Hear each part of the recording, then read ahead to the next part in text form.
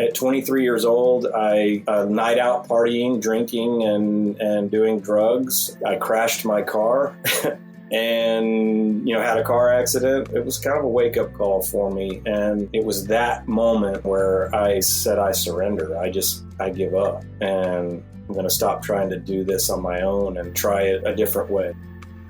Welcome to the Crucible Project Podcast. The Crucible Project is a nonprofit organization committed to creating a world of men and women who live with integrity, grace, and courage, helping them to fulfill their God-given purpose. This podcast will discuss important and sometimes difficult topics while delivering practical life applications with men and women who are currently practicing this work. We are igniting Christ-like change in men and women through experiences of radical honesty and grace. Hello and welcome to the Crucible Project Podcast. My name is Tim Rush and I am your host today with John Owen. John Owen is one of my favorite leaders.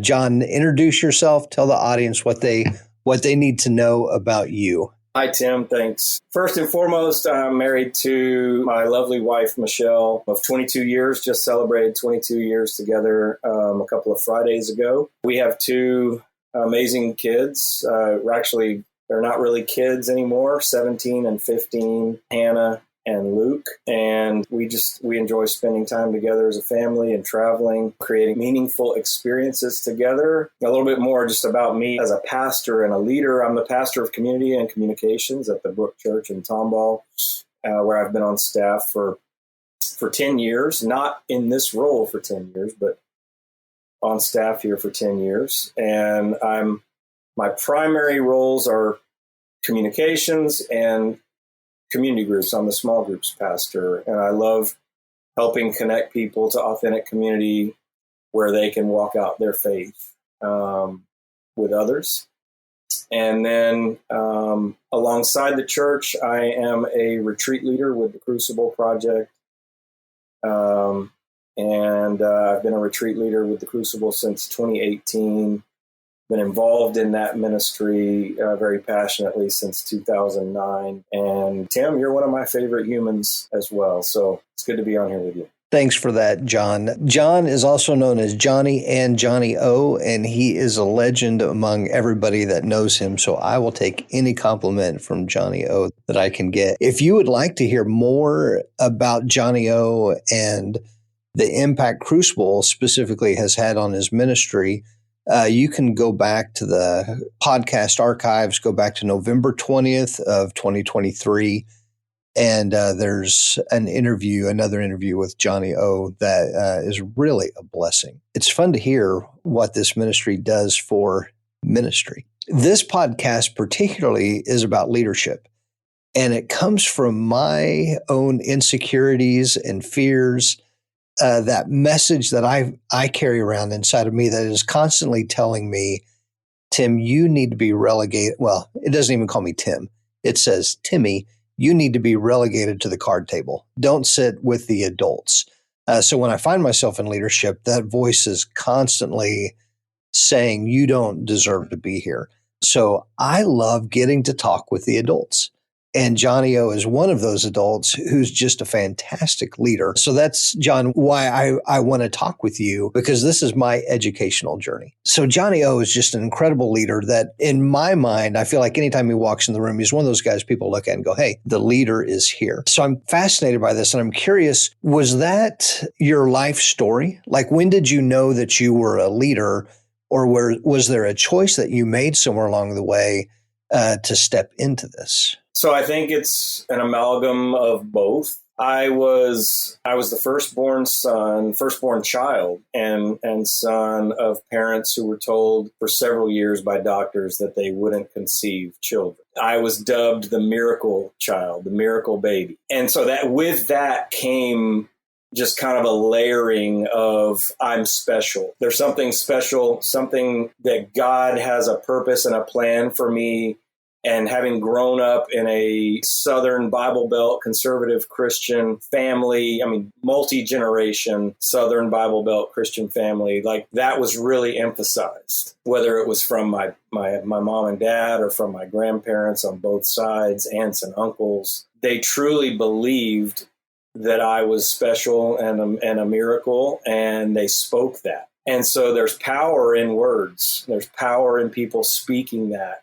And so I believe that there is great power in that having been spoken over me and into my life. So as a child growing up, although I did encounter, normal childhood things, I was bullied, I was small, there were times when I felt inferior, and I did experience normal insecurities as a child. I also just had a deep rooted belief within me that God had a purpose and a plan for me, and there was something great in store for me.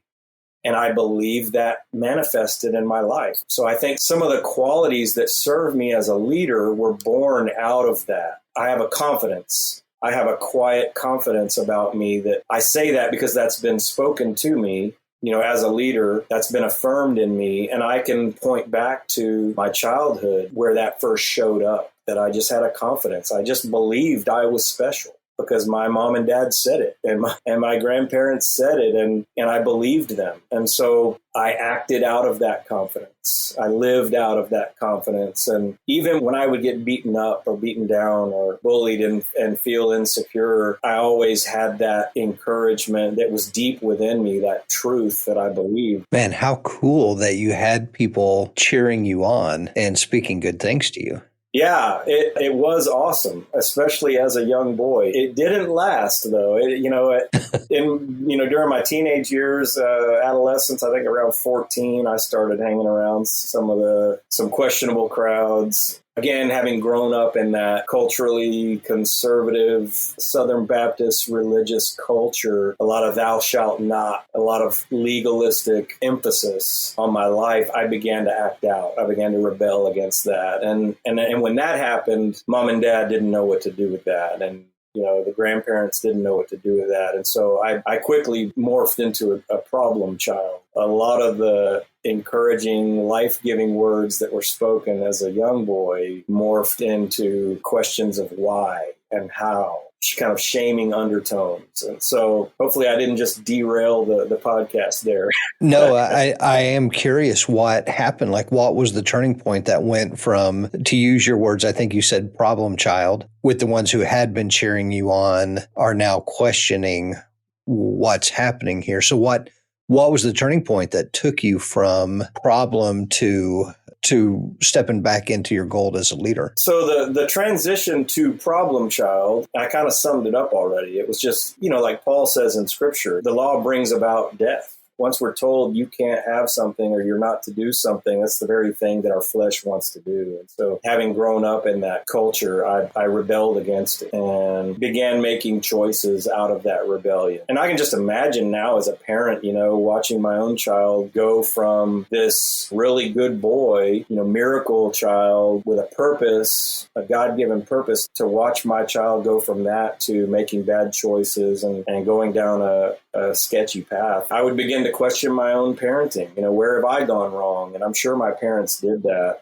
But to answer your question, it took a while. It was in my early to mid 20s, I guess. I was about 23 when there was a part of me that was just tired of walking down that dark road. There was the incessant prayers of my parents and my mother in particular. The truth in Scripture of train a child up in the way that he should go and he will never depart from it. That was always there. I always knew that there was redemption for me. And the longer I went down that dark path, the more I felt the Holy Spirit pulling me, tugging at me relentlessly back into the light. At 23 years old, I night out partying, drinking, and doing drugs. I crashed my car.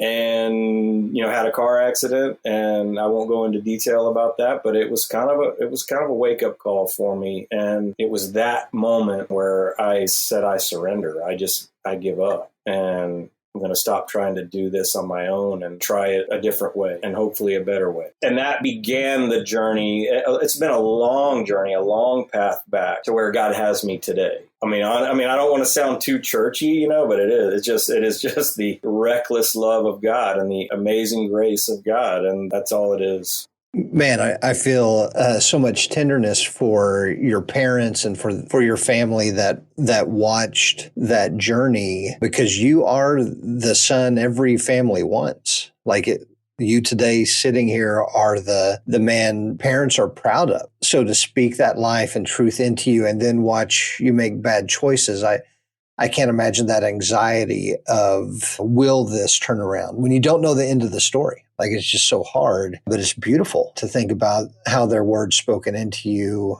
stayed with you and helped steer that course. So I wonder, because you've mentioned the power of the spoken word, what sounds like the blessings that you were receiving from your family at a young age and how that guided you, I wonder if that shows up in your leadership now. Would it be a good guess to say that that's something that you value offering to other men as you lead? Yeah, absolutely. And as you ask that question, as you wonder whether or not that shows up in my leadership today, I felt conviction just now because I began to question, wow, am I doing that in my own family? Am I doing that in my own children? And I do. I know I am, and I believe I am, but of course, I could do better and I can do it more. And so I feel a strong conviction to even just encourage my kids today and just to tell them how proud I am of them and that they're special and that God has a purpose and a plan for them. And I believe I show them that. But the power of the spoken word, I'm just reminded today that I need to speak it. In terms of it showing up in my leadership in other places, yes, I'm affirmed fairly regularly that I have the gift of encouragement, that I speak life into people. I recently led a Crucible weekend and I had another apprentice leader under me on that weekend. And in the feedback session after the weekend, he spoke that to me. He goes, I feel like you have this hype man kind of energy. You know, you'd be a great hype man. I do. I champion guys. I like to think that I see things in men that they don't see in themselves. And I want to pull that out and show it to them. And so I'll hype it up. I'll encourage them. I'll affirm that in them, and I'll speak it, and then I'll speak an example so that I can show it to them. Man, I know that's a gift to the man in the moment, but it is also such a gift to me to see the man light up and believe, even if only for a moment, that is true about them. It's powerful. Man, that is really fun. I don't think anybody would say of you that you're somebody who blows sunshine, that you're complimentary unnecessarily. Like that's just not your persona, that you're not fake. You're not going to BS anybody. You're a high warrior. I think when pastoral care and encouragement comes from a high warrior, it's even more endearing and special because you don't feel like, oh, this guy wants something from me. It's because he really sees value. Yeah, I would say I agree with that. I definitely believe that about myself. Before I was a pastor, I am a designer by trade. I'm a graphic designer. And as a designer, I'm trained to be critical. I'm trained to be very detail oriented and to pick apart the details and to criticize them, to be very critical. Is this a good design? Is this a good layout? Is this a good color scheme? Is this working or is it not working? And so trained to critique and be critical. And I have that nature in me too. You know, I just ask my wife, she'll attest that I can tend to focus on the negative and focus on the bad and be critical about things. So I've been accused of being more critical than being an encourager and an uplifter. So trust me, whenever I say something encouraging and point something out, it's definitely not blowing smoke or sunshine. Yeah, I'm telling the truth. So you've mentioned people speaking blessings, family encouraging you along your journey. What about criticism? Have you received any criticism that shaped you as a leader? Yeah, absolutely. I come from a mostly blue-collar family where the men generations back were farmers and field workers and then oil field workers. You know, as we got into the oil boom of the 60s and 70s. And so very strong work ethic in my family, in both men and women. The women are just as hard workers as the men are in my family. And most of the women were homemakers. And we don't say that they were housewives or they didn't work. We say that they didn't work outside the home. Very hardworking women. And so there was kind of a layer of constant criticism around how hard we worked, how good of a job we did at whatever it was we were doing, you know. So So growing up, some of my jobs were cleaning the house, chores around the house, doing the dishes and, washing the vehicles and mowing the yard and then helping, in the summers I would be on the farm with my grandfather and helping out on the farm. And so I was being taught how to do those jobs, and I was being taught how to do them well with a high attention to detail and to not get sloppy or go too fast and make mistakes. And so anytime I did get sloppy or go too fast or make mistakes, those things were pointed out to me. And I was given the opportunity to do them again. But with that opportunity, that second opportunity, I was encouraged to do it right the first time. But it didn't come across as very encouraging. One of the messages that it still rings in my head today as a 50-year-old man is to not half-ass something. We don't do things half-ass. We do things right the first time. And so that criticism and those messages have served me as a leader, and to do things well, to execute well, to work really hard, to set a good example. So they have served me, and they've also hindered me, where I've seen that same spirit of criticism show up, where I've spoken similar words to people who are working under me. I would say I'm a recovering workaholic, that I have had much of my identity wrapped up in my performance and in my work and what I do. It is also, manifested in unhealthy ways there. But it certainly has served me in healthy ways, too. I'm betting if you can look at that and see that it served you, then it must feel risky to offer yourself grace when that message comes online. Yeah, I don't know that I could name it as risky in the moment, but certainly, yes. I've struggled to offer myself grace at the risk of giving myself a pass. I'm pretty hard on myself. So how do you find balance then when you're leading other people and you question, do I need to be critical or do I need to give grace? Because I'm betting there it's risky too, to know how to push somebody or to know, no, this is time for grace to show up. Yeah, that is a difficult line to walk at times. And I'll tell you this. When in doubt, always go on the grace side, always go with the blessing and the encouragement. As a leader, I can't go wrong when I'm blessing and encouraging and speaking life. Now, I can go wrong if I'm giving passes. If I'm not, first of all, leading by example and holding myself accountable. And that's really where it starts is, am I walking the line? Am I leading by example? Am I putting my best foot forward? Am I doing everything that I should be doing as a leader? Am I setting them up for success? Whatever it is that I've asked them, led them into, or asked them to do, have I done it myself first? And how have I done it? What was my experience? How much grace was given to me? All of those things factor in. Also, very practical tools. I'm a very practical guy. And so having come up through design school where I was trained to be critical, we did design critiques where we were given a format and we were taught to discuss what was working about a design, the successful components of a design, talk about the good stuff first, and then circle back with a constructive criticism or a better if. And that model helps. And that model is also, of course, the same model that we use in our feedback loops and within Crucible is to praise first and admonish second. And then also the old adage of praise in public and admonish in private or criticize in private. Those are just very practical tools that have really served me in my leadership and then my own experiences as a leader, having walked through the things. It's like, I don't want to ask somebody to do something that I'm not willing to do as a leader or something that I haven't done first. Man, I love that phrase you used, when in doubt, go to grace. That just seems like that would be a wonderful go-to to start with. As you were talking, it made me think about the very first chapter of John when it talks about Jesus came in grace and in truth. And I feel like I've learned in the Crucible Project more than anywhere it's unpacked that those aren't two extremes of a pendulum. I grew up thinking you either offered grace or you offered truth. But Jesus was full of both of those. So that piece of being able to lead with grace, but not ignore data. This is just what's true right now. And helping people to move forward with that is just such a blessing.